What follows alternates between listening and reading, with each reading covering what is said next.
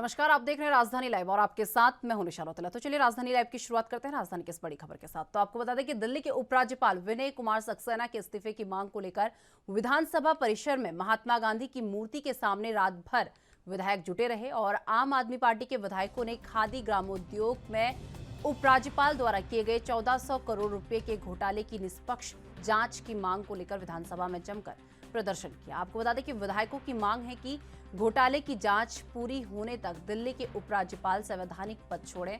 आम आदमी पार्टी के मुख्य प्रवक्ता सौरभ भारद्वाज ने कहा कि नोटबंदी में गैर कानूनी तरीके से ब्लैक मनी को व्हाइट कराने का काम खादी विजिलेंस इंडस्ट्रीज कमीशन में हुआ है और इसकी निष्पक्ष जांच केंद्र सरकार कराए।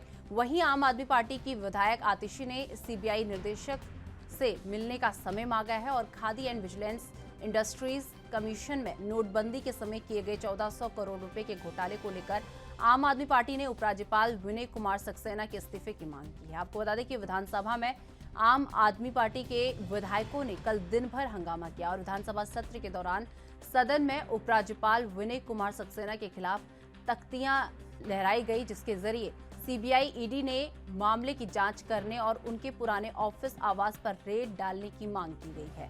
आपको बता दें कि आम आदमी पार्टी के विधायकों की ओर से सदन में किए गए हंगामे का अंदाजा इससे लगाया जा सकता है कि 3 बार सदन को स्थगित करना पड़ा और आम आदमी पार्टी के विधायकों द्वारा लगातार किए जा रहे प्रदर्शन के चलते सदन नहीं चल पाया।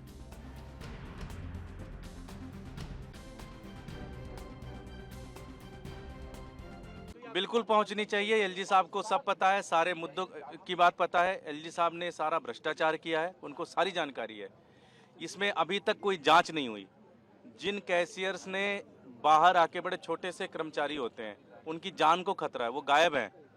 उन्होंने आके ये डॉक्यूमेंट्री प्रूफ दिए, लेकिन कोई जांच नहीं और उन कैशियर को ही सस्पेंड कर दिया गया। दुर्भाग्य की बात है। एलजी साहब के ऊपर आरोप लगे, एलजी साहब ने खुद ही जांच कराई और खुद ही उनको सस्पेंड कर दिया। ये कहाँ का न्याय है? ये किस देश का न्याय है? भारत एक लोकतांत्रिक देश है, यहाँ तो होना चाहिए। आप हमारे ऊपर दिन रात जांच कराते हो, एक जांच तो एलजी साहब के ऊपर भी होनी चाहिए। आप लोग पूरी रात यहाँ पे पूरी रात रहेंगे यहीं पे, हमारे सारे एमएलए यहीं पे रहेंगे और जब तक इस बात को मानी नहीं जा सकती, एलजी साहब इस्तीफा दें, उनके खिलाफ जांच होनी चाहिए, तब तक हम लोग यहीं बैठे हुए हैं। मैं तो कह रहा हूँ कि सीबीआई की जांच करा लो, ईडी की जांच करा लो, एनआईए की जांच करा लो। हर महीने के पहले सप्ताह जितनी भी एजेंसी इस देश के अंदर है, उसकी ड्यूटी यही होनी चाहिए कि वो आम आदमी पार्टी के नेताओं और कार्यकर्ताओं की जांच कराएगी। हम तैयार हैं, सारी जांच के लिए हम तैयार हैं। देखिए, आज जो है दिल्ली विधानसभा में हमारे विधायक साथी ने जो खुलासा किया है, बहुत गंभीर आरोप जो हैं केवीआईसी के उस वक्त के चेयरमैन वीके सक्सेना जी के ऊपर लगे हैं, जो आज हमारे एलजी हैं। हम चाहते हैं कि इसकी निष्पक्ष जांच हो।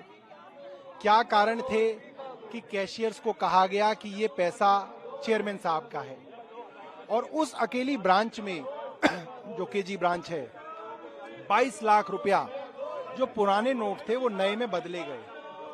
और ये कोई मौखिक बात नहीं, लिखित में हेड कैशियर के बयान है। हेड कैशियर छुट्टी पे गया तो उसकी जगह जो आया उसका भी बयान है कि उनको भी यही बताया गया कि ये पैसा उस वक्त के चेयरमैन साहब का है। हम कह रहे हैं कि इसकी जांच हो और जब हमें पता चला कि केंद्र सरकार इस जांच के लिए तैयार नहीं है, तो विधायकों ने तय किया कि आज सारी रात हम लोग यहीं विधानसभा में धरना देंगे। शाम को 7 बजे गांधी जी की प्रतिमा के नीचे कैंडल लाइट करेंगे और गांधी जी से भी प्रार्थना करेंगे, क्योंकि उनका जो पूरा का पूरा जिंदगी थी उसके अंदर बहुत बड़ी अहमियत थी खादी की। और खादी विलेज इंडस्ट्रियल कमीशन में अगर इतना बड़ा भ्रष्टाचार हुआ है तो गांधी जी की आत्मा को भी आज बहुत ठेस पहुंची होगी। देखिए, भारतीय जनता पार्टी पिछले 1 महीने से चिल्ला कर कह रही है कि एक्साइज पॉलिसी पर जांच करो, एक्साइज पॉलिसी पर जांच करो, एक्साइज पॉलिसी पर जांच करो।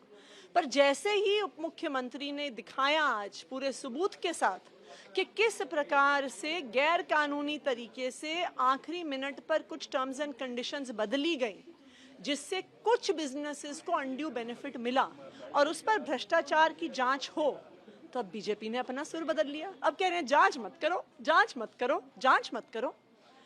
तो आज ये सवाल उठ रहा है कि क्या जो भ्रष्टाचार एक्साइज पॉलिसी में हुआ, एलजी साहब द्वारा हुआ, क्या भारतीय जनता पार्टी का भी उसमें हाथ था?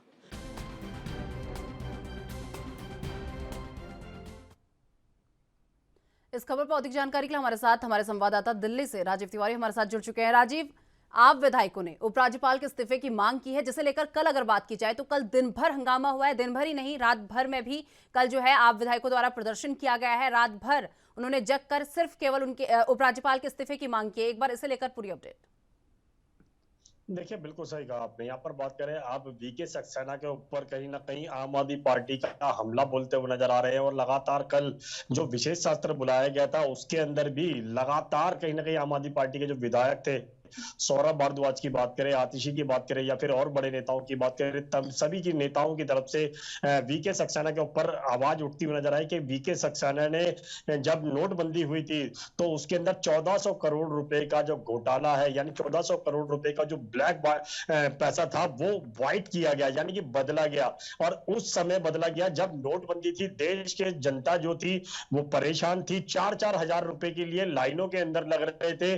और वीके सक्सेना का नाम जिस तरीके से आया कि खादी ग्राम उद्योग के द्वारा उन्होंने पैसा जो है 1400 करोड़ रुपए वो ब्लैक का जो पैसा था वो व्हाइट किया। और इसी को लेकर कल विधानसभा के अंदर 3 बार स्थगित करना पड़ा और लगातार कहीं ना कहीं आम आदमी पार्टी की तरफ से, विधायकों की तरफ से लगातार नारेबाजी की गई। और यहाँ तक कि शाम होते होते माहौल जो है वो और ज्यादा गर्माता नजर आया और यहाँ तक शाम 7 बजे के करीब महात्मा गांधी की जो समाधि थी उसको नीचे कह सकते हैं उसके नीचे बैठकर सभी विधायकों ने कैंडल मार्च किया और यहाँ तक कि ये भी अनाउंस किया तख्तियों के द्वारा और नारेबाजी के द्वारा कि जो वीके सक्सेना ने जो घोटाला किया 1400 करोड़ रुपए का और उस जो ब्लैक का पैसा था जो व्हाइट किया गया है उसके ऊपर अब सीबीआई जांच होनी चाहिए। क्योंकि जिस तरीके से आम आदमी पार्टी के ऊपर भी कहीं सीबीआई और ईडी की जांच चल रही है, सत्येंद्र जैन की बात करें तो वहां पर भी ईडी की कार्रवाई चलती हुई नजर आ रही है, उनको गिरफ्तार किया गया है।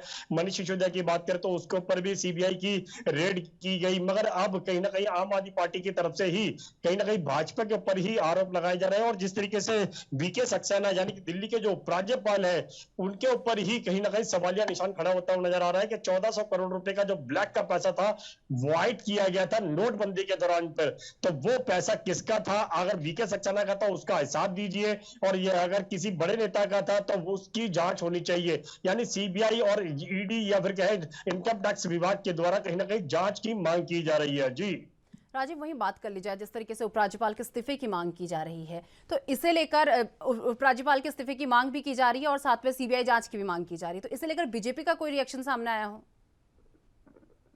देखिए, बिल्कुल सही कहा आपने। कल जिस तरीके से कल विशेष सत्र की जब शुरुआत हुई तो उसके अंदर ये कहा गया था कि जो आप कह सकते हैं जो जांच एजेंसियां जो गलत इस्तेमाल कर रही है, केंद्र सरकार के इशारे पे काम कर रही है, उनके लिए कहीं ना कहीं उनके विरुद्ध आवाज उठाई जाएगी। मगर जैसे जैसे माहौल गर्माता गया और कहीं ना कहीं वीके सक्सेना का नाम आया और वीके सक्सेना के ऊपर यह आरोप लगाए गए जो नोटबंदी की जो नोटबंदी की गई थी उसके दौरान पर जो 1400 करोड़ रुपए का जो ब्लैक का पैसा था वो व्हाइट किया गया था और वो खादी ग्राम उद्योग के द्वारा किया गया था, तो उसको लेकर भी कहीं ना कहीं वीके सक्सेना का इस्तीफा भी मांगा गया और यहाँ तक कि यह भी कहा गया सीबीआई और ईडी और इनकम टैक्स यानी कि तमाम जो जांच एजेंसियां हैं उनके द्वारा कहीं ना कहीं अभी कह सकते हैं वीके सक्सेना की जांच होनी चाहिए कि 1400 करोड़ रुपए जो है वो उन्होंने किस तरीके से ब्लैक का पैसा जो व्हाइट किया और उस कोरोना दौरान पर यानी कि जो कह सकते हैं नोटबंदी के दौरान पर ही ये पैसा ब्लैक का व्हाइट क्यों किया गया और तमाम जो आरोप है वो लगाए गए। मगर भाजपा की तरफ से बात करें तो भाजपा की तरफ से अभी तक कोई भी प्रतिक्रिया ऐसी बड़ी तौर पर नहीं आई है। मगर यह जरूर कहा जा रहा है कि सीबीआई जांच जो है उपराज्यपाल के ऊपर नहीं की जाएगी। जी राजीव, वहीं बात कर लें, जिस तरीके से कल आप विधायकों ने कहा कि रात भर जो है प्रदर्शन किया जाएगा और रात भर प्रदर्शन हुआ भी है, कि ये प्रदर्शन अभी भी चल रहा है या ये प्रदर्शन जो है रात भर जो प्रदर्शन चला है वो खत्म हो चुका है?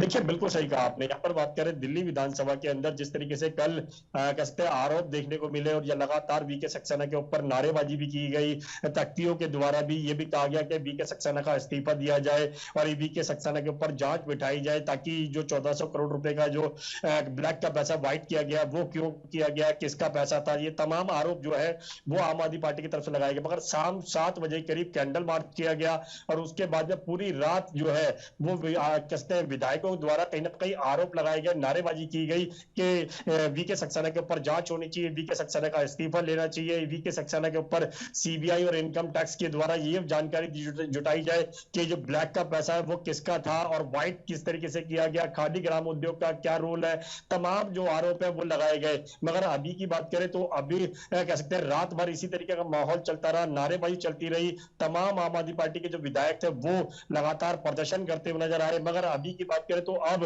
कहीं ना कहीं माहौल जो है थोड़ा सा शांत हुआ है, मगर देखना होगा ये शांति कितनी देर के लिए बनी रहेगी या दोबारा से नारेबाजी या फिर कहें विधानसभा के अंदर हंगामा देखने को मिल सकता है। जी राजीव, क्या आज भी कुछ इस तरीके का प्रदर्शन देखने को मिल सकता है? उपराज्यपाल के इस्तीफे को लेकर, सीबीआई जांच को लेकर इस तरीके का कोई प्रदर्शन आप द्वारा आज किया जा सकता है? देखिए, बिल्कुल सही कहा आपने। यहाँ पर बात करें आम आदमी पार्टी के द्वारा बिल्कुल आज भी या फिर कहें आप कुछ दिनों के अंदर लगातार प्रदर्शन किया जा सकता है और लगातार ये भी कहा जा सकता है कि आम आदमी पार्टी के द्वारा कहीं ना कहीं ये भी कहा जा सकता है वीके सक्सेना जो दिल्ली के उपराज्यपाल है उनको भी जानबूझकर केंद्र सरकार ने इसीलिए बिठाया जाकि जो भाजपा के अंदर भ्रष्टाचार हुआ है या फिर कहें जो नोटबंदी वीके सक्सेना के द्वारा की गई थी, नोटबंदी के दौरान पर जो ब्लैक का पैसा व्हाइट किया गया था उसको लेकर भी कहीं ना कहीं जांच बिठाई जाए और लगातार इस तरीके की जो मांग है वो की जाएगी और इस्तीफे को लेकर भी लगातार शायद प्रदर्शन देखने को मिल सकता है। मगर देखना होगा क्या केंद्र सरकार वीके सक्सेना का इस्तीफा लेगी या फिर कह सकते हैं जो जांच एजेंसियों के द्वारा उनके ऊपर तो जांच की कार्रवाई की जाएगी, ये जरूर देखना होगा। मगर आम आदमी पार्टी के हाथ में मुद्दा लग चुका है और वो कहीं ना कहीं इस मुद्दे को छोड़ना नहीं चाहेंगे। जी चलिए, बहुत बहुत धन्यवाद राजीव हमारे साथ जुड़ने के लिए और ये तमाम जानकारी हमारे साथ साझा करने के लिए। तो आपको बता दें कि लोकसभा चुनाव में मिशन 80 को पूरा करने के लिए भाजपा ने लोकसभा चुनाव 2019 में हारी 14 सीटों पर कब्जा जमाने के लिए पूरी तरीके से ताकत झोंक दी और 14 सीटों पर प्रभारी के रूप में तैनात केंद्रीय मंत्री हर महीने इन क्षेत्रों का दौरा कर रहे हैं। वहीं जातीय समीकरण के हिसाब से समीकरण बैठाने में जुटे हुए हैं। लोकसभा चुनाव 2019 में भाजपा गठबंधन ने 80 में से 64 सीटों पर जीत हासिल की थी, जबकि 16 सीटों पर सपा बसपा गठबंधन ने जीत दर्ज की थी। हाल ही में हुए लोकसभा उपचुनाव में भाजपा ने उनमें से रामपुर और आजमगढ़ सीट पर कब्जा जमा लिया और वहीं अब कांग्रेस के पास रायबरेली, बसपा के पास सहारनपुर, बिजनौर, अमरोहा, मुरादाबाद, गाजीपुर, घौसी, नगीना, अंबेडकर नगर, श्रावस्ती और लालगंज सीट है और सपा के पास मैनपुरी, मुरादाबाद, संभल सीट है। और प्रदेश में बसपा कमजोर होते हुए जनाधार और सपा कुनबे में फूट देखते हुए भाजपा ने लोकसभा चुनाव में 80 सीटें जीतने का लक्ष्य रखा है। आपको बता दें कि 80 सीटों का लक्ष्य पूरा करने में भाजपा के लिए सपा, बसपा और कांग्रेस के कब्जे वाली 14 सीटों पर कब्जा जमाना महत्वपूर्ण है। इन 14 सीटों से मैनपुरी और रायबरेली को छोड़कर सभी सीटें ऐसी हैं जिन पर भाजपा 2014 या 2019 में चुनाव जीत चुकी है। पार्टी के केंद्रीय रेल मंत्री अश्विनी वैष्णव और केंद्रीय कृषि मंत्री नरेंद्र सिंह तोमर, केंद्रीय राज्य मंत्री अन्नपूर्णा देवी और प्रधानमंत्री कार्यालय के राज्य मंत्री जितेंद्र सिंह को प्रभारी नियुक्त किया गया है। आपको बता दें सभी केंद्रीय मंत्रियों को 3 से 4 लोकसभा क्षेत्र आवंटित किए गए हैं। सभी मंत्री अपने अपने प्रभार वाले लोकसभा क्षेत्र में हर महीने दौरा कर जिला भाजपा की कोर कमेटी के साथ बैठक कर रहे हैं। लोकसभा क्षेत्र के विधायकों और पार्टी पदाधिकारियों के साथ बातचीत करने के अलावा छोटी सभाएं और राजनीतिक कार्यक्रम भी कर रहे हैं।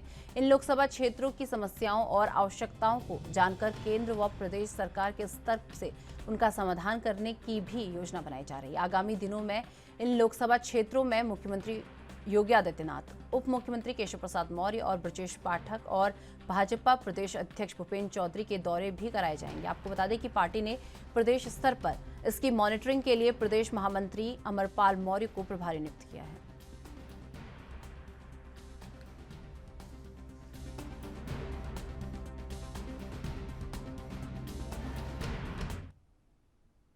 इस खबर पर अधिक जानकारी के लिए हमारे साथ हमारे संवाददाता जितेंद्र चौहान हमारे साथ जुड़ चुके हैं। जितेंद्र, जिस तरीके से बात कर ले लोकसभा चुनाव की अगर बात कर ले तो लोकसभा चुनाव में मिशन 80 को पूरा करने के लिए एक बार भाजपा की जो तैयारियां हैं उसे लेकर पूरी अपडेट।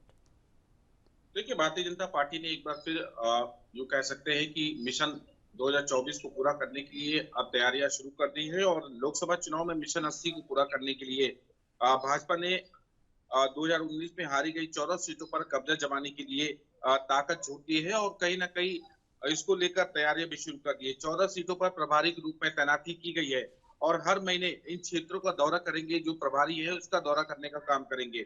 वहीं जाति समीकरण के हिसाब से भी समीकरण बैठाने में जुटी है भारतीय जनता पार्टी की जहां पर ज्यादा जाति का बाहुल्य है वहां पर कहीं ना कहीं जाति समीकरण को बैठाया जाए। और कहीं ना कहीं 2019 में भाजपा गठबंधन में 80 में से 64 सीट जीत के हासिल की थी, और जबकि 16 सीटों पर बसपा और सपा की गठबंधन था, वो कहीं ना कहीं जीता था।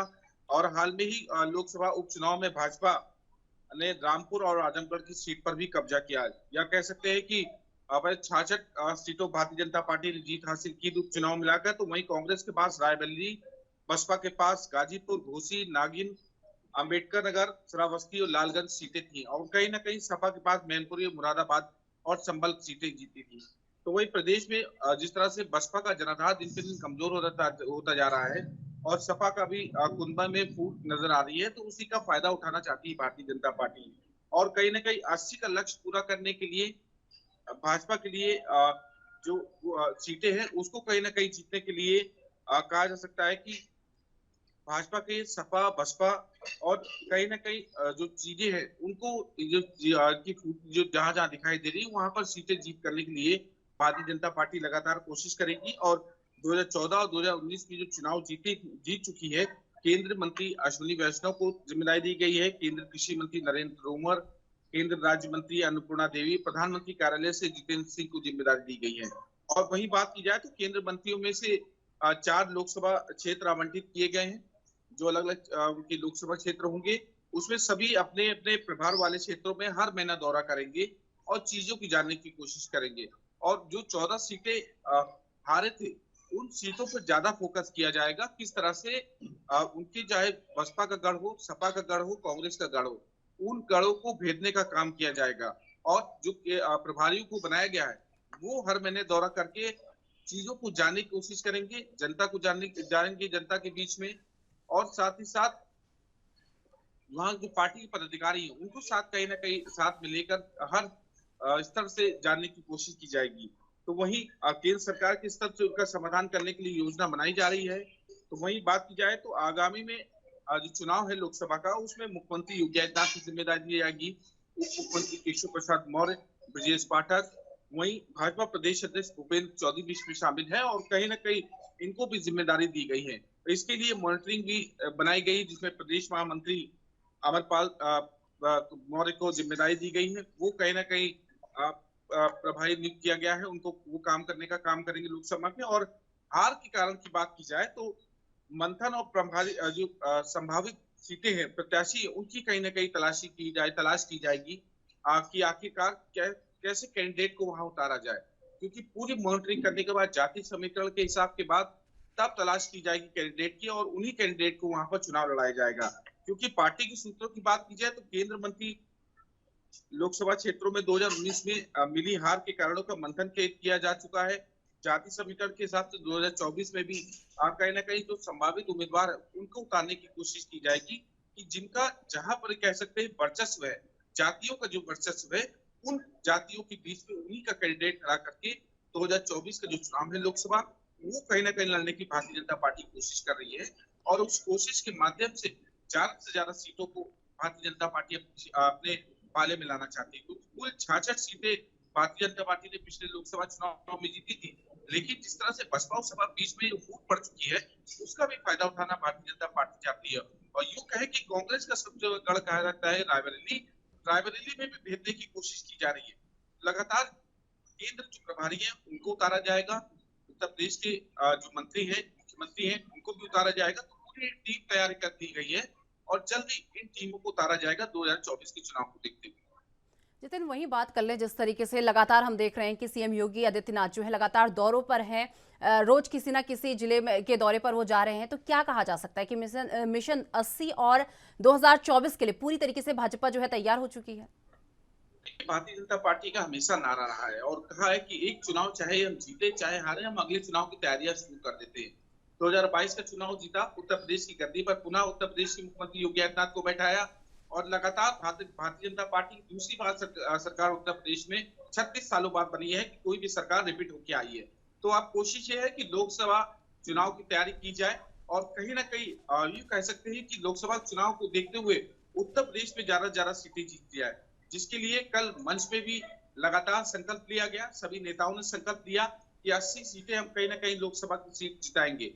तो कोशिश ये है कि उत्तर प्रदेश की लोकसभा सीटों को कहीं ना कहीं जीत के हर स्तर से तैयारियां कर दी गई है भारतीय जनता पार्टी। और अब जिस तरह से उत्तर प्रदेश के मुख्यमंत्री योगी आदित्यनाथ दौरे पर जा रहे हैं, उप मुख्यमंत्री जा रहे हैं, तो लगातार जिनको जिम्मेदारी दी गई वो अपनी जिम्मेदारी को निर्वहन करने के लिए ज्यादातर वो लोकसभा क्षेत्रों जो प्रभारी बनाए गए हैं उनको कहीं ना कहीं वो अपनी जिम्मेदारी निभाएंगे और टटोलने की कोशिश करेंगे कि आखिरकार वो 14 सीटें हम क्यों हारे। बसपा सपा गठबंधन का क्या बाहुल वहां पर ज्यादा दबदबा था इसलिए वो जीते। तो कोशिश ये की जा रही है और अब कोशिश की जाएगी कि उन सीटों को भी अपनी ओर खींचा जाए। उन 14 सीटों पर ज्यादा फोकस होगा। चलिए जितेंद्र, बहुत बहुत धन्यवाद हमारे साथ जुड़ने के लिए और ये तमाम जानकारी हमारे साथ साझा करने के लिए। तो आपको बता दें कि पंजाब कांग्रेस अध्यक्ष राजा वड़िंग आज कांग्रेस के सांसद और एमएलए जो जीता है या हारा है सबके साथ बैठक करेंगे। और आपको बता दें इसी के साथ ही पंजाब सरकार कल जो भी गतिविधियां होंगी उस पर काम करेगी।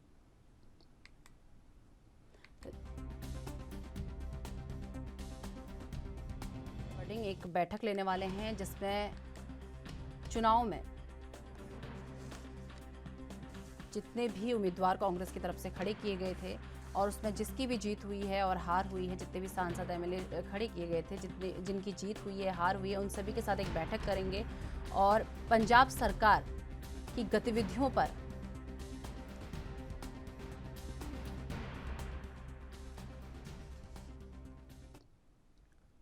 इस खबर पर अधिक जानकारी के लिए हमारे साथ हमारी संवाददाता अमनप्रीत कौर हमारे साथ जुड़ चुकी है। अमन, जिस तरीके से अगर बात कर ली जाए आज राजा वड़िंग एक बैठक करने वाले हैं तो इस बैठक में क्या कुछ अहम रहने वाला है, एक बार इसे लेकर पूरी अपडेट। देखिए, ये रूटीन बैठक है और कांग्रेस जब से हारी है तब से इस तरीके की बैठक वो लगातार कर रही है। ये पहली बैठक नहीं है क्योंकि हार के बाद ये मंथन किया जाता है कि पार्टी में क्या करना, पार्टी की क्या स्ट्रेटेजीज है उसको तय करने को लेके आगे। क्योंकि लगातार आम आदमी पार्टी की सरकार जो है वो कांग्रेस को अलग अलग इश्यूज के ऊपर घेर रही है, तो कांग्रेस खुद को स्ट्रॉन्ग कर रही है। और जिस तरीके से लगातार जो सिलसिला है कांग्रेस में छोड़ने का, बड़े बड़े राजनेता जो कांग्रेस छोड़ते जा रहे हैं, तो इसको लेकर एक जनरल बैठक है जिसमें पार्टी के संगठन को कैसे स्ट्रॉन्ग करना है, सिर्फ इसी के ऊपर ही चर्चा की जाएगी। अमनप्रीत, कब तक ये बैठक आज जो है होगी, कितने बजे तक ये बैठक होगी? देखिए, इसका कोई तय समय नहीं होता है। एमपीज आना शुरू हो जाएंगे, 1 बाय 1 करके राजा वड़िंग से मिलना शुरू हो जाएंगे और वो अपने अपने हल्के की जानकारी देंगे और किस तरीके से काम कर रहे हैं, किस तरीके से कांग्रेस को स्ट्रॉन्ग कर रहे हैं। और 4 तारीख को जिस तरीके से दिल्ली में एक बड़ा हल्ला बोल करना है कांग्रेस में, एक बड़ी महंगाई को लेकर बड़ी रैली है जो दिल्ली में, उसको लेके किस तरीके की राजनीति रहेगी, किस तरीके से इन्होंने जाना है, क्या क्या चीजें खास रहेंगी, इसके ऊपर पूरी विस्तार में चर्चा कर जाएगी। अमन, वही बात कर ली जाए जिस तरीके से आज बैठक होने वाली है तो इस बैठक में कांग्रेस के कौन से बड़े बड़े चेहरे होंगे जो इस बैठक में शामिल होंगे? देखिए, इसमें सारे कांग्रेस के एमएलए, चाहे वो हारा है चाहे जीता है, और इसके साथ ही कांग्रेस के एमपीज इसमें मौजूद होंगे। सिर्फ कांग्रेस एमएलए और एमपीज के लिए ही खास तौर से ये जो बैठक बुलाई, क्योंकि 4 तारीख को दिल्ली के अंदर हल्ला बोल होना है, तो उसको लेकर स्ट्रेटेजी पूरी तैयार की जाएगी इसके अंदर। अमन, वही बात कर ले जिस तरीके से बैठक आज होनी है तो इसे लेकर किसी का रिएक्शन सामने आया, कांग्रेस की तरफ से कोई रिएक्शन इस बैठक को लेकर सामने आया हो? देखिए, ये जर्नल बैठक है, उसमें कोई रिएक्शन सामने नहीं आ सकता है क्योंकि ये बैठक बुलाई गई है और हल्ला बोल को लेके बैठक है। तो अमूमन इनकी बैठक पहले भी चलती रहती है क्योंकि जिस दिन से कांग्रेस की हार हुई है पर लगातार ये बैठक का दौर जारी है। कोई भी अगर डिसीजन लेना होता है तो कांग्रेस के खान जो है पंजाब के, वो ये लगातार बैठक बुलाते हैं, इस पर कोई रिएक्शन नहीं होता है क्योंकि ये तो जर्नल बैठक है पार्टी की तरफ से, लेकिन पार्टी को स्ट्रेंथन करने के लिए आगे जो भी पार्टी की तरफ से डिसीजन लेने हैं उसको लेकर 4 तारीख को हल्ला बोल है उसको लेकर ही ये बैठक। चलिए अमन, हमारे साथ जुड़ने के लिए और ये तमाम जानकारी साझा करने के लिए बहुत बहुत धन्यवाद।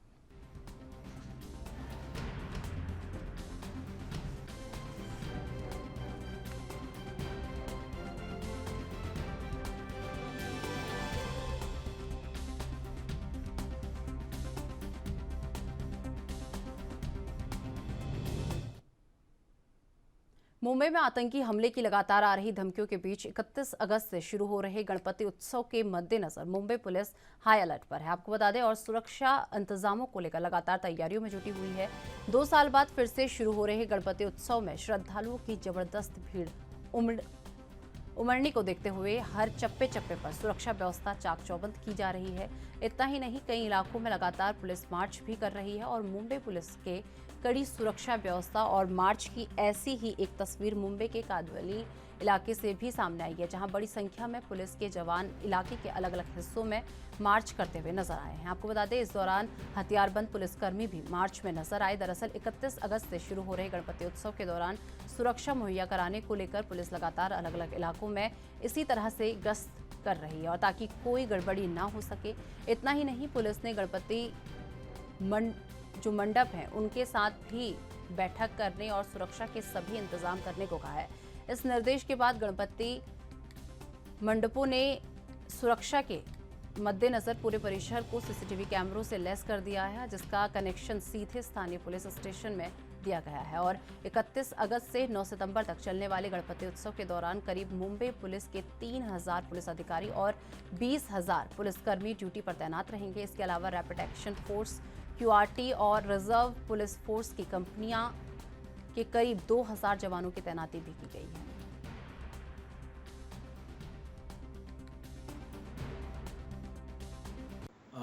जितने भी सार्वजनिक गणेश मंडल हैं, उनके जो पदाधिकारी हैं, उनके साथ बैठक की है, और जितने भी कुछ मुद्दे उपस्थित हुए हैं तो उसके बारे में उसका जो निवारण है वो करने की कोशिश कर रहे हैं।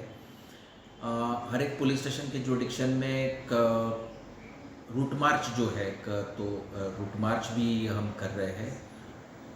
बाकी जो अदर एजेंसीज है, जैसे बीएमसी है, पीडब्ल्यूडी है, एमएमआरडीए है, तो उनके साथ भी जॉइंट मीटिंग हुई है, और जो विसर्जन का रूट है और भी कुछ मुद्दे हैं तो उसके बारे में ही जॉइंट मीटिंग करके जो भी कुछ ऑब्स्टैकल है वो निराकरण करने की कोशिश कर रहे हैं।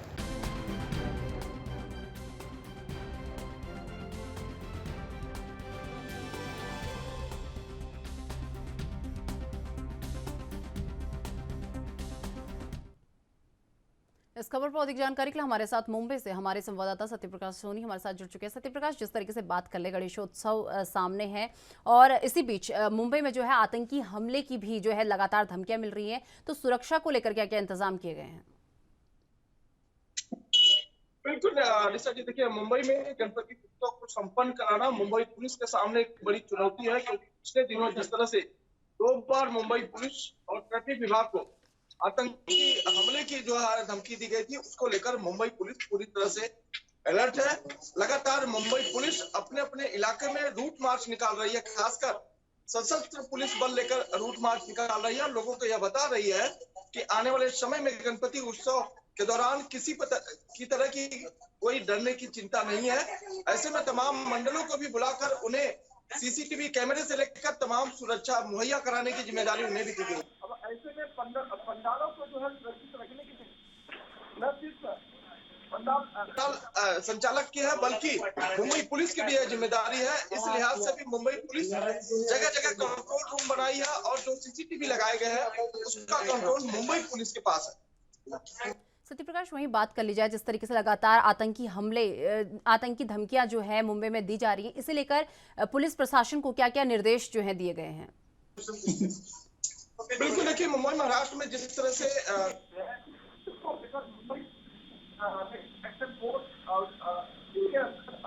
तमाम जो जवान है, उसके अलावा 30,000 से ज्यादा सशस्त्र पुलिस बल को भी तैनात किया गया है। जगह जगह सीसीटीवी फुटेज लगाया गया है। सीसीटीवी की मदद से नजर रखने की हिदायत दी गई है। खासकर अगर किसी भी तरह की इस तरह की वारदात या घटना की जानकारी मिलती है तो उसे गंभीरता से ले। खासकर मुंबई पुलिस के डीसीपी सोमनाथ घारगे ने बताया कि जो भी धमकियां आई है उसे मुंबई पुलिस गंभीरता से ले रही है। इस लिहाज से भी तैयारियां चल रही है। फिलहाल लगातार तमाम गणपति उत्सव पंडालों और जो भीड़ देखी जा रही है, उस भीड़ को लेकर मुंबई पुलिस की चिंता लगातार बरकरार है, क्योंकि जिस तरह से 2 साल के बाद जो है एक बार फिर से मुंबई में गणपति उत्सव के दौरान भीड़ देखी जा रही है, उस भीड़ को कैसे समेट करके जो है गणपति उत्सव को शांतिपूर्वक मनाया जाए, यह जिम्मेदारी मुंबई पुलिस की है। वो भी मुंबई पुलिस तमाम जो संस्थाएं हैं या फिर जो अलग प्रशासनिक अधिकारी है उनके साथ मीटिंग्स कर सभी चीजों को शांतिपूर्वक निपटाने की कोशिश करें। सत्यप्रकाश, वहीं बात कर ली जाए जिस तरीके से गणेशोत्सव 2 साल बाद होने जा रहा है, तो स्वाभाविक सी बात है कि बहुत बड़ी संख्या में यहाँ पर लोग जुटेंगे। तो ऐसे में जो लोग जो है गणपति उत्सव में जुटेंगे, तो उनकी चेकिंग को लेकर क्या क्या इंतजाम किए गए हैं? किस तरीके की चेकिंग, क्या पूरा प्रोसेस रहेगा पुलिस द्वारा? एक बार इसे लेकर भी पूरी अपडेट। देखिए, हर पंडालों के वॉलेंटियर्स को भी जिम्मेदारी दी गई है कि आप सभी चीजों पर नजर रखें। मुंबई पुलिस की तैनाती है। मुंबई पुलिस ने बैनर लगाया है कि आप किसी भी आपदा स्थिति में तुरंत, इसके अलावा हर पंडालों के सीसीटीवी जो लगाया गया उसका संपर्क स्थानीय पुलिस स्टेशन को दिया गया है, यानी कि पुलिस को यह जानकारी होती रहेगी कि किस तरह की स्थितियां हैं। अब ऐसे में मुंबई पुलिस की जिम्मेदारी बढ़ जाती है। इसके अलावा पंडालों के जो स्वयंसेवक है उनकी भी जिम्मेदारी है, जो संचालक है उनकी भी जिम्मेदारी है, किसी तरह से कोई गड़बड़ी ना हो।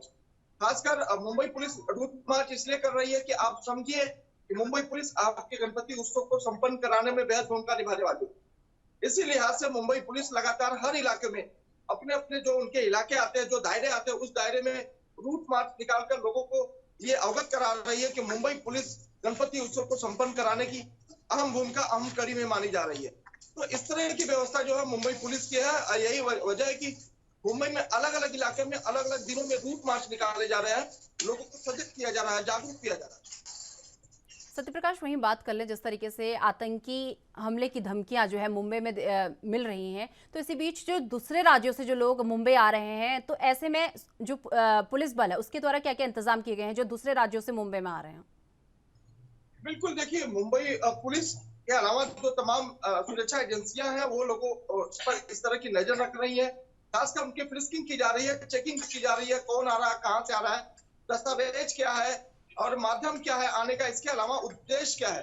अगर गणपति उत्सव के दौरान गणपति भक्त जो आते हैं तो जाहिर तौर पर इस तरह की कोई पाबंदी नहीं है, क्योंकि सरकार ने खुली छूट दे दी है कि इस बार कोई पाबंदी किसी भी त्योहार में नहीं रहेगी। इस लिहाज से भी देखा जा रहा है कि सरकार की तरफ से लगातार लोगों को उत्साहित किया जा रहा है, मदद की जा रही है, बसें छोड़ी जा रही है। अभी मोदी एक्सप्रेस ट्रेन को भी छोड़ा गया है। तो सरकार पूरी तरह से कोशिश कर रही है कि लोग जो है उत्सव को सांस्कृतिक ढंग से मनाए, स्वभाव आपसी तालमेल के साथ मनाए। उसी वजह से सरकार की जो तमाम सुरक्षा एजेंसियां हैं वो भी काम पे लगी हुई है और उन्हें भी एक बड़ी जिम्मेदारी दी गई है। खासकर मुंबई पुलिस को बताया गया है कि किसी भी तरह की कोई दिक्कत नहीं होना चाहिए लोगों को। वहीं सत्यप्रकाश, बात कर ली जाए जिस तरीके से आतंकी हमले की लगातार जो है धमकियां मिल रही हैं, तो इस बीच सीएम एकनाथ शिंदे का कोई रिएक्शन सामने आया हो? देखिए, धमकियों को लेकर सुरक्षा एजेंसियां लगातार अलर्ट है। सुरक्षा एजेंसियों का कहना है कि किसी भी धमकी को वह गंभीरता से ले रहा है। इस वजह से किसी भी अगर ऐसा स्थिति बनती है तो उसे जो है नकारा नहीं जा रहा है, तुरंत उस पर जांच की जा रही है, चेकिंग की जा रही है। जैसा कि आपने देखा होगा कि ट्रैफिक डिपार्टमेंट को भी व्हाट्सएप कॉल के जरिए, व्हाट्सएप मैसेज के जरिए धमकी आई थी कि बेंगलुरु की तरह या अन्य राज्यों की तरह जो है मुंबई को भी उड़ा दिया गया है। 26/11 की घटनाएं वापस दिलाई जा सकती। तो इस तरह की चीजों को पुलिस जो है गंभीरता से ले। चलिए सत्यप्रकाश, हमारे साथ जुड़ने के लिए और ये तमाम जानकारी हमारे साथ साझा करने के लिए बहुत बहुत धन्यवाद। तो आपको बता दें कि हिमाचल में अगले 2 से 3 दिन सियासी पारा चढ़ा रहेगा। सत्तारूढ़ भाजपा और कांग्रेस कार्यकर्ताओं की टोह लेने के लिए दोनों दलों के कई राष्ट्रीय नेता शिमला पहुंच गए हैं और कुछ नेता आज आएंगे। शिमला में दोनों सियासी दल विधानसभा चुनाव की तैयारियों की समीक्षा और रणनीति तय करेंगे। यानी आज 30 अगस्त को भारतीय जनता पार्टी प्रबंधन समिति की बैठक बुलाई गई है। इसके लिए भाजपा के राष्ट्रीय उपाध्यक्ष और हिमाचल के चुनाव प्रभारी सौदान सिंह शिमला पहुंच चुके हैं और प्रबंधन समिति की बैठक में केंद्रीय मंत्री स्मृति ईरानी की शिमला में प्रस्तावित महिला मोर्चा की रैली को लेकर रणनीति बनाई जाएगी और प्रधानमंत्री नरेंद्र मोदी और गृह मंत्री अमित शाह के प्रदेश के अलग अलग क्षेत्रों में प्रस्तावित रैलियों को लेकर भी चर्चा की जाएगी। आपको बता दें कि अखिल भारतीय कांग्रेस कार्य समिति सदस्य एवं हिमाचल प्रभारी राजीव शुक्ला की अध्यक्षता में 31 अगस्त को शिमला में पार्टी के वरिष्ठ नेताओं की बैठक होगी। इसमें चुनाव की तैयारियों की समीक्षा होगी और भाजपा सरकार को घेरने की रणनीति बनाई जाएगी।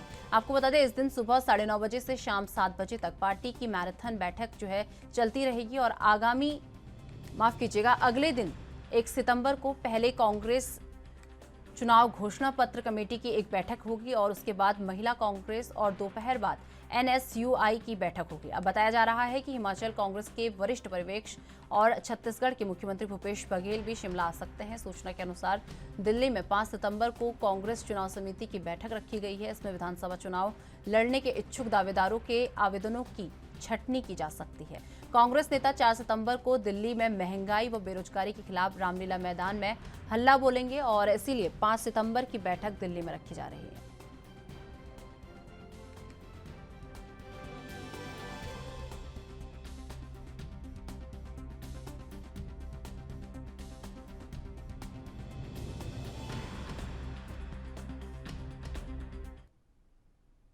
इस खबर पर अधिक जानकारी के लिए हमारे साथ हिमाचल से हमारी ब्यूरो चीफ टीना ठाकुर जी हमारे साथ जुड़ चुकी है। टीना जी, सबसे पहले जिस तरीके से विधानसभा चुनाव काफी नजदीक आ चुके हैं, सबसे पहले कांग्रेस और बीजेपी की जो तैयारियां हैं इस चुनाव को लेकर, उसे लेकर एक अपडेट। जी देखिए निशा, जिस तरह से आने वाले विधानसभा चुनाव है, दोनों ही जो दल है, क्योंकि दोनों ही दल जो पारंपरिक विपक्षी और कांग्रेस दल और जो भाजपा है, वो दोनों ही जो है ये विधानसभा चुनाव के लिए अपनी कमर कस चुके हैं। हालांकि इसमें जो कांग्रेस है वो जो टिकटों का जो वितरण है उसमें बाजी मारने की तैयारी में है और आज तो जो भारतीय जनता पार्टी और जो प्रबंधन समिति की बैठक आज बुलाई गई है और इसके लिए जो भाजपा के राष्ट्रीय उपाध्यक्ष और हिमाचल के जो चुनाव प्रभारी बनाया गया है सदान सिंह को, वो शिमला पहुंच चुके हैं और चुनाव प्रबंधन समिति की बैठक में क्योंकि केंद्रीय मंत्री स्मृति ईरानी का शिमला में एक दौरा प्रस्तावित है, उसको लेकर आज रणनीति बनाई जाएगी और जो प्रधानमंत्री नरेंद्र मोदी और गृह मंत्री अमित शाह की प्रदेश के अलग अलग क्षेत्रों में अगले महीने सितंबर में रैली प्रस्तावित है, उनको लेकर भी आज चर्चा की जाएगी। और दूसरी तरफ अगर कांग्रेस की बात करें तो जो कांग्रेस के हिमाचल प्रभारी है राजेश शुक्ला, वो शिमला पहुंचेंगे और कल यानी 31 अगस्त को पार्टी के वरिष्ठ नेताओं की बैठक लेंगे। उसमें चुनाव की तैयारियां हैं उनको लेकर समीक्षा की जाएगी। दूसरी तरफ कल जो लास्ट डेट है टिकटों के जो आवेदन करने की, उसको लेकर भी चर्चा होगी और उसके बाद जो है अगले कुछ दिनों में हिमाचल की जो कांग्रेस में जिन लोगों ने टिकटों के लिए आवेदन किया है उनकी स्क्रीनिंग की जाएगी और तीन का जो एक सीट पर 3 लोगों के जो नाम है उनको फाइनल करके हाईकमान को भेजा जाएगा और उसके बाद दिल्ली में जो कमेटी बनाई गई है दीपा दास मुंशी की अध्यक्षता में, वो हिमाचल के लिए नाम फाइनल करेगी। इसमें बताया जा रहा है कि कांग्रेस 68 में से 40 विधानसभा क्षेत्रों में जल्द ही जो है टिकटों की जो उम्मीदवारों की है वो घोषणा कर सकती है। जी निशा। टीना जी, वही बात कर ली जाए जिस तरीके से अभी आपने कांग्रेस और बीजेपी की बैठक के बारे में बताया, तो वहीं अगर बात कर ली जाए कांग्रेस की एक बैठक दिल्ली में भी आयोजित होने वाली है, तो उसमें क्या कुछ अहम रह सकता है? जी बिल्कुल, क्योंकि जो मैंने आपको भी बताया कि 5 सितंबर को ये बैठक रखी गई है और इसमें जो हिमाचल में जिन लोगों ने टिकटों के लिए आवेदन किया है और उनके जो पैनल पहुंचेंगे, 3 के नाम के जो पैनल दिल्ली पहुंचेंगे, उस पर जो है एक स्क्रीनिंग कमेटी जो दीपा दास मुंशी की अध्यक्षता में बनाई गई है, वो स्क्रीनिंग कमेटी जो अंतिम फैसला लेगी और उसमें जो टिकटों के जो नाम है वो फाइनल किए जाएंगे। और जो दिल्ली में जो प्रतिभा सिंह है वो खुद जाएंगे, राजेश शुक्ला उस बैठक में शामिल होंगे।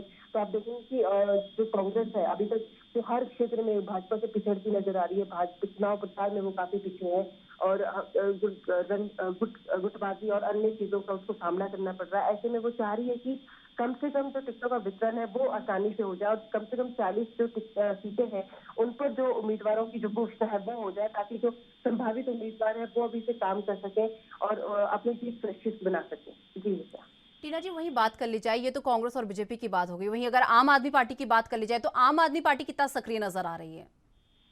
जी देखिए, आम आदमी पार्टी की जिस तरह से बात आपने की है, आम आदमी पार्टी की जो मनीष सिसोदिया है दिल्ली के डिप्टी सीएम और भगवत मान, उन्होंने हिमाचल में मोर्चा संभाल रखा है और लगातार वो यहाँ पर हिमाचल में आ रहे हैं और अभी तक जो 2 बड़ी घोषणा है, 2 बड़ी गारंटी है शिक्षा और स्वास्थ्य की, वो हिमाचल को वो दे चुके हैं। हालांकि कल एक प्रस्तावित फिर से कांगड़ा के पालमपुर में उनका दौरा है, दोनों ही वो भगवत मान और मनीष सिसोदिया कल पालमपुर पहुंचेंगे और तीसरी कोई जो गारंटी है उनकी तरफ से, उसकी वो घोषणा हिमाचल में करेंगे। ठीक टीना जी, वही बात कर ली जाए जिस तरीके से इस समय कांग्रेस को मजबूती के साथ बीजेपी के सामने खड़े होना चाहिए था, क्योंकि कहीं ना कहीं टक्कर में ये 2 पार्टियां चल रही हैं, तो मजबूती के साथ जहां पर कांग्रेस को खड़ा होना चाहिए था, वहीं अगर देखा जाए उसके आंतरिक मामलों में अगर देखा जाए तो कांग्रेस के अंदर गुटबाजी ही खत्म होने का नाम नहीं ले रही।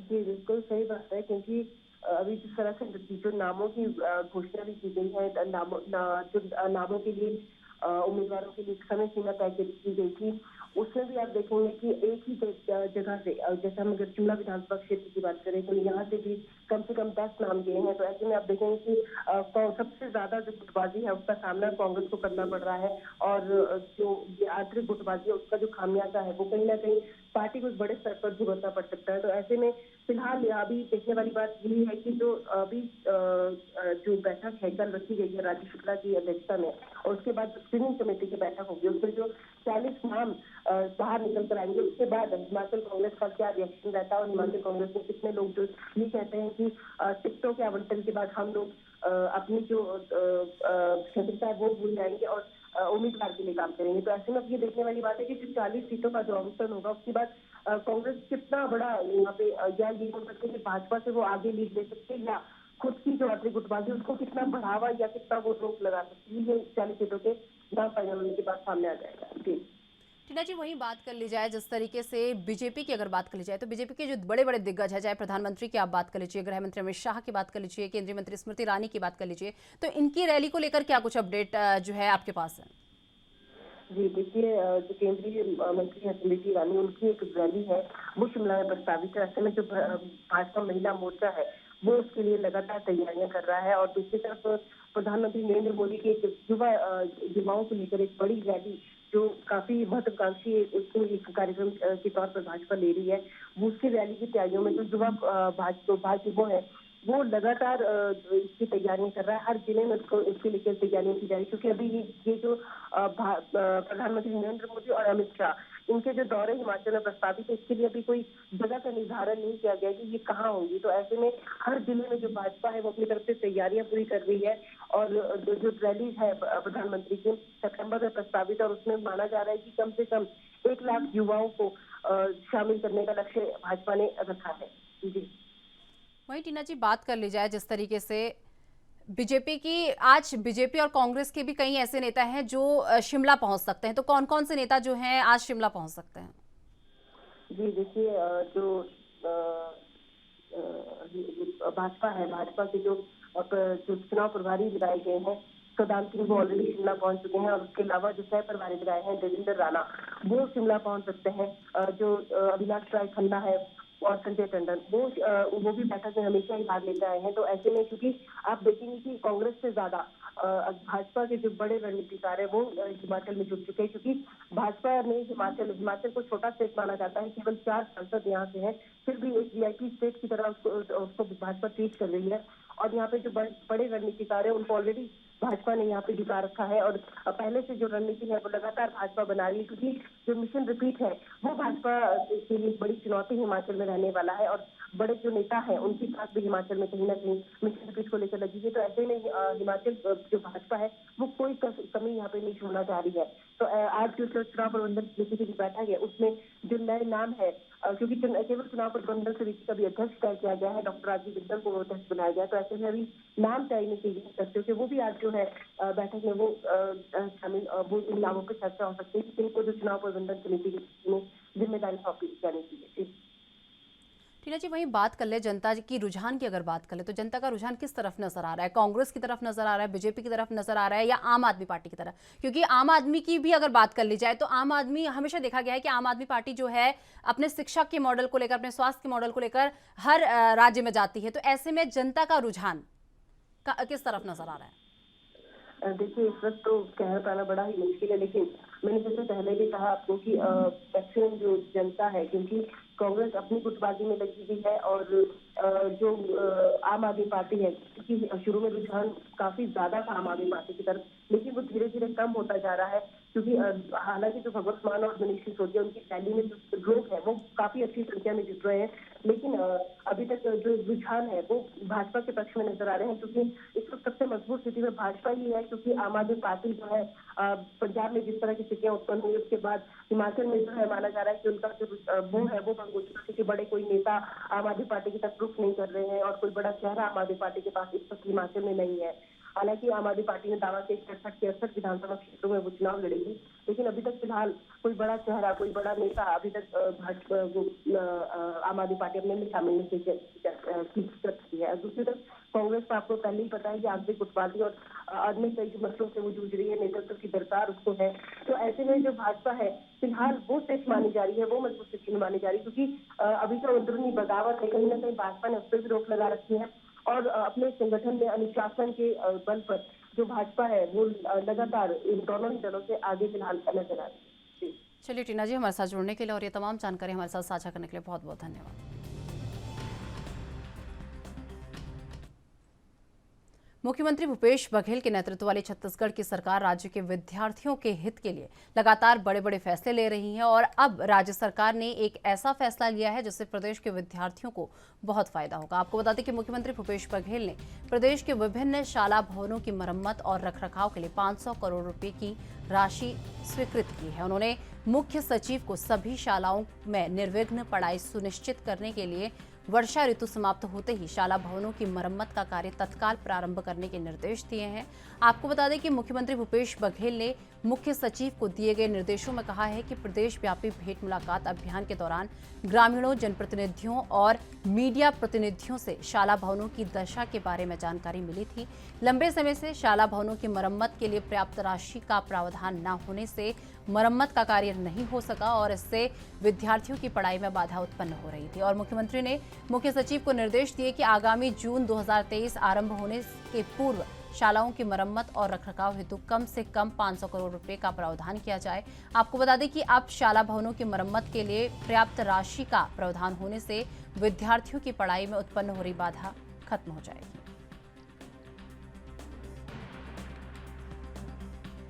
तो आपको बता दें कि विद्यार्थियों के लिए सीएम भूपेश बघेल ने एक बहुत बड़ा ऐलान किया है और जिस तरीके से आपको बता दें कि सीएम भूपेश बघेल हैं बड़े बड़े घोषणाएं विद्यार्थियों के लिए करते हैं। उसी कड़ी में आपको बता दें कि सीएम भूपेश बघेल के नेतृत्व वाली छत्तीसगढ़ की सरकार राज्य के विद्यार्थियों के हितों के लिए लगातार बड़े बड़े फैसले ले रही है और अब राज्य सरकार ने एक बड़ा फैसला और लिया है जिससे प्रदेश के विद्यार्थियों को बहुत फायदा होगा। आपको बता दें कि मुख्यमंत्री भूपेश बघेल ने प्रदेश के विभिन्न शाला भवनों की मरम्मत और रखरखाव के लिए 500 करोड़ रुपए की राशि स्वीकृत की है। उन्होंने मुख्य सचिव को सभी शालाओं में निर्विघ्न पढ़ाई सुनिश्चित करने के लिए वर्षा ऋतु समाप्त होते ही शाला भवनों की मरम्मत का कार्य तत्काल प्रारंभ करने के निर्देश दिए हैं। और मुख्यमंत्री भूपेश बघेल ने मुख्य सचिव को दिए गए निर्देशों में कहा कि प्रदेश व्यापी भेंट मुलाकात अभियान के दौरान ग्रामीण जनप्रतिनिधियों और मीडिया प्रतिनिधियों से शाला भवनों की दशा के बारे में जानकारी मिली थी। लंबे समय से शाला भवनों की मरम्मत के लिए पर्याप्त राशि का प्रावधान न होने से मरम्मत का कार्य नहीं हो सका था।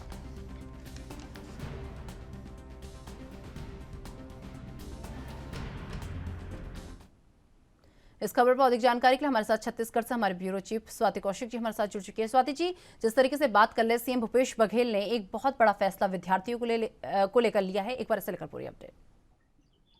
जी निशा, ये जो फैसला है ये पुराने जर्जर स्कूलों के संबंध में है। लगभग 500 करोड़ की धनराशि जो है उन स्कूलों के मरम्मत के लिए स्वीकृत की गई है। इसमें कई बार निशा देखिए स्कूली शिक्षा के लिए जो सरकार है वो कई कदम उठा रही है। तो ये जो मांग है पूरी भेंट मुलाकात के दौरान उठी थी और ये जो मांग लगातार उठ रही थी इस संदर्भ में कि सरकार ने Swami Atmanand English medium school बना दिए, फिर हिंदी मीडियम स्कूल स्वामी आत्मानंद भी चालू करवाने की पूरी तैयारी में थे। उस बीच में ये मांग उठी कि स्वामी आत्मानंद नया स्कूल बनाना तो ठीक है, लेकिन जो पुराना इंफ्रास्ट्रक्चर है उसका क्या होगा। तो लगातार इस संदर्भ में मांगे जो है वो उठ रही थी कि पुराने स्कूलों को भी जीर्णोद्धार किया जाए। तो उसी संदर्भ में ये जो पूरा अमाउंट है वो रिलीज किया जाएगा। पूरी उसकी रूपरेखा तैयार करने के लिए कहा गया है कि कहाँ कौन कौन सी स्कूलें हैं, कितनी स्कूलें हैं, उसकी संख्या कुछ क्लियर की जाए और उसको फिर उस हिसाब से सही परफेक्ट इंफ्रास्ट्रक्चर के साथ और उसमें लैब की जरूरत है, किन किन चीजों की जरूरत है, उसको ध्यान में रखते हुए तमाम जो सुविधाएं हैं वो स्कूल को देने की बात की गई है। जी स्वाति जी, वही बात कर ले जिस तरीके से एक बड़ी घोषणा यहाँ पर सीएम भूपेश बघेल द्वारा विद्यार्थियों के लिए की गई है और वही बात कर ले विद्यार्थियों को अभी तक क्या क्या समस्याओं का सामना जो है करना पड़ रहा था। जी देखिए, अब पुरानी बिल्डिंगें हैं, कुछ छत्तीसगढ़ के स्कूलों की बात करें तो वो 100 साल से भी पुरानी है, लेकिन कुछ स्कूलें जो हैं वो नई हैं, लेकिन दुर्गम स्थल में होने के कारण वहाँ विद्यार्थी कम है। विद्यार्थी कम होने की वजह से उन स्कूलों के रख-रखाव में जो वहाँ के क्षेत्रीय लोग हैं, वो उतना ध्यान नहीं दे पा रहे थे। तो स्कूलों की जो इंफ्रास्ट्रक्चर मतलब बिल्डिंग की बात कर लें, फर्नीचर्स की बात कर लें, उनकी स्थिति जो है वो खराब हो गई थी। तो उसको अब चूँकि चीज़ें नॉर्मलाइज़ हो रही है, कुछ नक्सल प्रभावित क्षेत्र थे जिसकी वजह से वहाँ पर लोग नहीं पहुँच पाते थे। टीचर्स नहीं पहुंच पाते थे, स्टूडेंट्स नहीं पहुंच पाते थे, तो वहां पर भवनों की स्थिति जो है वो खराब हुई है। तो कई जो है वो नक्सल अटैक के कारण भी स्थिति जो है वो खराब हुई है। तो उन सारी चीजों को देखते हुए अब ये निष्कर्ष निकाला गया है कि उन सभी स्कूलों को ठीक कराया जाएगा। अभी पिछले कुछ दिनों पहले हमने खबर भी चलाई थी कि बस्तर क्षेत्र में लगभग 400 स्कूल जो है उनको वापस से चालू किया गया है, वहां पे एडमिशंस चालू हुए हैं। तो कुछ बिल्डिंग्स ऐसे हैं जहाँ पे एडमिशंस चल रहे हैं, पढ़ाई चल रही है, लेकिन पुरानी बिल्डिंग होने की वजह से स्थिति खराब हो गई है। तो वहां पर इन सारी जगहों पर टोटल पूरा सर्वे कराकर उसको सही कराने की, मरम्मत करवाने की बात इस पूरी जो अभियान के तौर पर इस पूरी जो प्रक्रिया है उसको लेने की बात सीएम साहब ने की है। जी स्वाति जी, वहीं बात कर ली जाए जिस तरीके से छत्तीसगढ़ सरकार द्वारा एक बहुत अच्छी पहल, ये कह सकते हैं एक बहुत बड़ा फैसला लिया गया है विद्यार्थियों के लिए, तो ऐसे में विद्यार्थियों के क्या क्या रिएक्शन सामने आ रहे हैं? जिस तरीके से अभी तक उन्हें परेशानियों का सामना करना पड़ता, कई परेशानियों का सामना करना पड़ रहा था, तो अब विद्यार्थियों के क्या रिएक्शन जो है सामने आ रहे हैं? जी देखिए, विद्यार्थियों की अगर बात करें तो विद्यार्थी बिल्कुल खुश हैं। कल लगभग शाम को ये जो खबर आई है उसके बाद जब कुछ लोगों से चर्चा करने की कोशिश की गई, तो इसके पहले जो फैसला लिया गया था कि बस्तर क्षेत्र में लगभग जो स्कूलें हैं जो बंद है नक्सल क्षेत्र होने की वजह से, उन स्कूलों को खोलने के फैसले से उस समय भी विद्यार्थी खुश थे। क्योंकि स्कूल जो है वो रीच में आ जाएगा, इजी हो जाएगा, स्कूल जाना ज्यादा डिस्टेंस नहीं रहेगा, उन सारी चीजों को लेकर वो खुश थे। तो अभी अगर ये फैसला आ जाता है कि जो स्कूल हैं वो पुराने स्ट्रक्चर में है, उनको नया किया जाएगा, जो स्कूल हैं वो कहीं जर्जर है तो उसको ठीक किया जाएगा, तो बच्चों में बिल्कुल निशा ये कई बार देखा गया है कि बच्चों में इंफ्रास्ट्रक्चर देख के, नया कलर देख के भी बच्चे कई बार खुश हो जाते हैं। तो बच्चे स्कूल की तरफ अट्रैक्ट होते हैं और पढ़ाई में भी उनका मन लगा रहता है। साफ सफाई रहती है, बिल्डिंग नए तरीके से रहती है, नई पूरी नए लैब होता है, तो लैब नया होता है तो बच्चे उत्सुकतावश भी जाते हैं कई बार कि क्या नया है इन मशीनों में या क्या नया इक्विपमेंट आया है लैब में। तो उन सारी चीजों से बिल्कुल बच्चे कहीं ना कहीं पढ़ाई के लिए आकर्षित होंगे और बच्चों में खुशी दिख रही है। जी चलिए स्वाति जी, बहुत बहुत धन्यवाद हमारे साथ जुड़ने के लिए और ये तमाम जानकारी हमारे साथ साझा करने के लिए। तो आपको बता दें कि उत्तराखंड विधानसभा में भर्तियों के मामले पर पूर्व सीएम त्रिवेंद्र सिंह रावत का बयान सामने आया है। पूर्व सीएम त्रिवेंद्र सिंह रावत ने कहा कि राष्ट्रपति भवन हो या राजभवन हो या विधानसभा, जिस भी जगह में जनता का पैसा लगता है वहां जो भी नियुक्तियां हो उसमें सभी का अधिकार है और सारी प्रक्रिया पारदर्शी होनी चाहिए। अगर ऐसा नहीं होता तो संवैधानिक संस्थाओं पर प्रश्न चिन्ह लगते हैं। और पूर्व सीएम त्रिवेंद्र सिंह रावत ने साफ कहा है कि उनके पास जब प्रस्ताव आया था तो सीधे इस पर लिख दिया गया था कि ये आयोग के जरिए हो, जो नियमावली है उसी के जरिए भर्ती होनी चाहिए। और पूर्व सीएम त्रिवेंद्र सिंह रावत ने कहा कि विधानसभा की सभी प्रक्रियाएं पारदर्शी होनी चाहिए। जिस तरह कथाकथित लोगों को नौकरी देने का मामला सामने आ रहा है, ये गंभीर है और कहीं ना कहीं इस पर कोई ठोस कार्रवाई होनी चाहिए। पूर्व स्पीकर गोविंद सिंह कुंजवाल ने मुद्दे पर त्रिवेंद्र सिंह रावत का कहना है कि गोविंद सिंह कुंजवाल का बयान ये बताता है कि वो घमंड में बयान दे रहे हैं। अपनी पुत्र और पुत्री की नौकरी को देखकर और करीबियों की नौकरी देना ये बताता है कि प्रदेश के बेरोजगारों से उनका कोई लगाव नहीं है। पूर्व सीएम त्रिवेंद्र सिंह रावत ने पूर्व स्पीकर और वर्तमान कैबिनेट मंत्री प्रेमचंद अग्रवाल को लेकर भी कहा।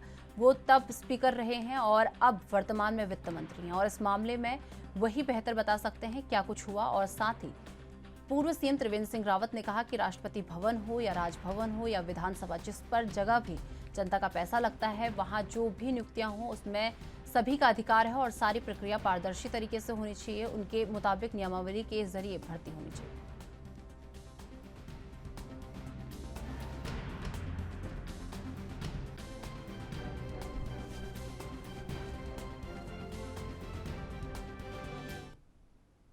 इस खबर पर अधिक जानकारी के लिए हमारे साथ देहरादून से हमारे संवाददाता यशराज आनंद हमारे साथ जुड़ चुके हैं। यशराज, जिस तरीके से बात कर ली जाए विधानसभा भर्ती को लेकर, अगर बात कर ली जाए तो विधानसभा भर्ती को लेकर पूर्व सीएम त्रिवेंद्र सिंह रावत ने क्या कुछ कहा है, एक बार से लेकर पूरी जानकारी। जी बिल्कुल, विधानसभा भर्ती में विधानसभा में बैकडोर से भर्ती का मामला काफी ज्यादा तुर्क कर जा रहा है। पूर्व सीएम त्रिवेंद्र सिंह रावत में खुद स्पीकर और वर्तमान कैबिनेट मंत्री ने जब सवाल को लेकर कहा कि वह स्पीकर है और अभी वर्तमान में वित्त मंत्री है और इस मामले में बता सकते हैं, क्योंकि इस घटना हुई थी जब एक्सो से की गई थी, तो उस समय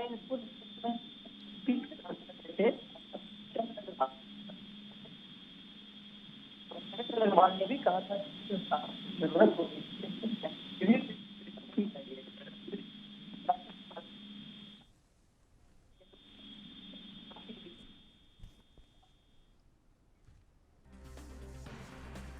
तो आपको बता दें कि उत्तराखंड में जिस तरीके से विधानसभा भर्तियों में जो है बार बार घोटाला देखने को मिल रहा है, इसी बीच बयानबाजियों का दौर भी शुरू हो चुका है और सभी अपनी प्रतिक्रियाएं इस भर्ती में हुए घोटाले को लेकर दे रहे हैं। और उसी बीच आपको बता दें कि उत्तराखंड विधानसभा में भर्तियों के मामले पर पूर्व सीएम त्रिवेंद्र सिंह रावत का बयान भी सामने आया है। पूर्व सीएम त्रिवेंद्र सिंह रावत ने कहा कि राष्ट्रपति भवन हो या राजभवन हो या विधानसभा, जिस भी जगह से जनता का पैसा लगता हो या वहाँ जो भी नियुक्तियाँ हों, उसमें सभी का अधिकार है और सारी प्रक्रिया पारदर्शी तरीके से होनी चाहिए। अगर ऐसा नहीं होता तो संवैधानिक संस्थाओं पर प्रश्न चिन्ह लगते हैं। और पूर्व सीएम त्रिवेंद्र सिंह रावत ने साफ कहा कि उनके पास जब प्रस्ताव आया था तो उन्होंने सीधे इस पर लिख दिया था कि ये आयोग के जरिए हो, जो नियमावली है उसके जरिए भर्ती होनी चाहिए। पूर्व सीएम त्रिवेंद्र सिंह रावत ने कहा कि विधानसभा की सभी प्रक्रियाएं पारदर्शी तरीके से होनी चाहिए।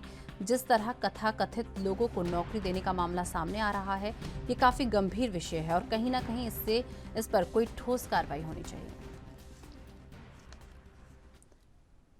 तो लगातार इस खबर पर हमारे संवाददाता यशराज आनंद हमारे साथ जुड़ चुके हैं।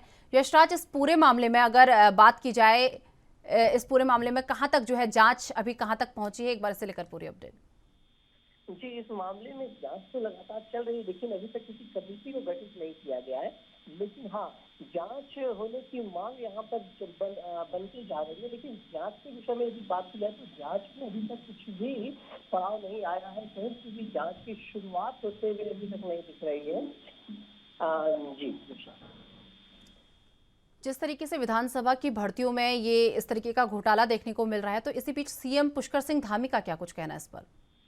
जी बिल्कुल, जैसा कि मैं बताना चाहता हूँ कि लगातार एक से एक घोटाले यहाँ देखने को मिल रहे हैं, चाहे विधानसभा घोटाला लीजिए, दरोगा घोटाला लिया जाए या यूपी घोटाले को लिया जाए, तो इन घोटालों की जांच की मांग भी लगातार कर रही है। और यूपी घोटाले में SIT ने ही STF ने भी जांच की है।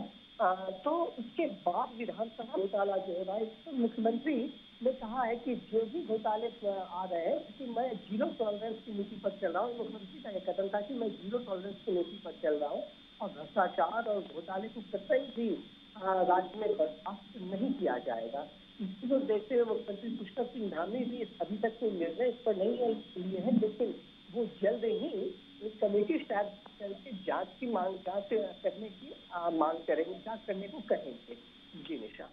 यशराज, वहीं बात कर ली जाए, जिस तरीके से पहले UKSSC हो गया, उसके बाद अब विधानसभा भर्ती में जो एक घोटाला देखने को मिल रहा है, तो इसका सीधा असर कहीं ना कहीं युवाओं पर जो है सीधा असर इसका पड़ रहा है। तो इसे लेकर युवाओं का क्या क्या रिएक्शन सामने आया है?